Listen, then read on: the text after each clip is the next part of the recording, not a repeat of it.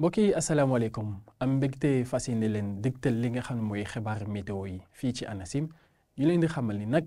li ci gën a fës mooy seddaay boo xam ni daañu ko nime ko bu baax a baax ci diggu gi jàpp suba teel bi waaye nag suba ci talaata gi bu ñu see egsee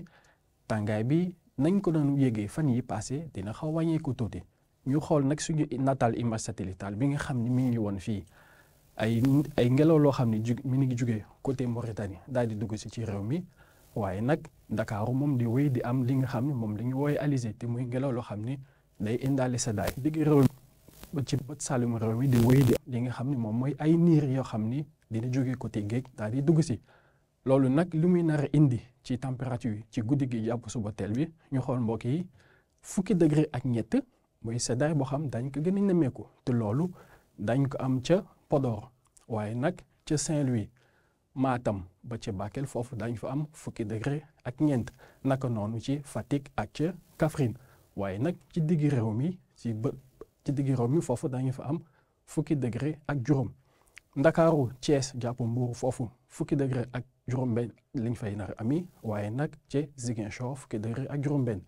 li ci gën a nar a gën a kii tuuti mooy diggante Kaolack Sédhiou Kolda jàpp Kédougou foofu dañu fa am 10°ak te muy seddaay boo xam ni wax dëgg yàlla dina am solo lool ci guddi gi jàpp suba teel bi waaye nag bu ñu demee ci talaata gi ci guddi bëccëg bi ñu gis ni diggante Kaffrine ak Sédhiou moo nar a am foofu 10°ak te muy tàngaay boo xam ni moo fa nar a gën a fës waaye nag li des ci réew mi diggante Ziguinchor Kolda Tambacounda Bakel ba ci Kédougou foofu 10°ak la ñu fay amee bu ñu newee nag ci digg réew mi foofu diggante 10°, jàpp 10°ak la ñu nar a amee Ndakaaru moom di wéy di am seddaay ndax alizé yi ñu leen waxoon sànq foofu ñu am fe 20°ak ca bët gànnaaru réew mi Saint-Louis dañu fa am foofu 20°ak Podor 10°, waaye nag 10°ak ca Matam mbokk yi kon lii moo doon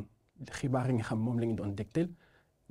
ñu fàttali leen seddaay boo xam ni daañu ko am diggante guddi gi jàpp suba teel bi waaye nag bu ñu demee ci bëccëg bi tàngaay bi nga xam ni daañu ko nemeeku woon nañ ko fan yi dina xaw a yeme may ndax boo xoolee li ci gën a fës moo nar a doon diggante Kaffrine jàpp Sédhiou te loolu 10°ak